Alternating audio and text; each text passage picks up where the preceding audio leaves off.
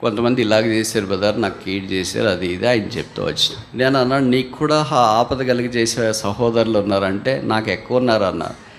నేను అనుకున్నాను నాకు ఒక్కళ్ళే ఉన్నారు, మీకు లేరు అనుకున్నానే అన్నా. మీకు కూడా ఉన్నారన్నా అన్నాడు. అప్పుడు నాకు ఒక వాక్యం గుర్తొచ్చింది. పౌలు అపోస్తులు 2 కొరింథీ 11:26 అన్నాడు, అనేక ఆపదల్లో నుండి దేవుడు నన్ను కాపాడాడు. దాంట్లో ఒక ఆపద ఏం రాశాడంటే, కపట సహోదరుల వలనైనా ఆపద. దేవుని మాటలు నేరుగా విన్నవాడు, మధ్యధరా సముద్రం 3 సార్లు కలయిదిరిగి సువార్త ప్రకటించినవాడు, 35 సంవత్సరాలు 3 దండయాత్రలు చేసినవాడు, 14 పత్రికలు రాసినవాడు. అలాంటి వాడి దగ్గర కూడా కపట సహోదరులు వచ్చినారా? అలాంటి ఆయన దగ్గరే కపట సహోదరులు ఉన్నారంటే ఇంక మన సంగతి ఏంటి?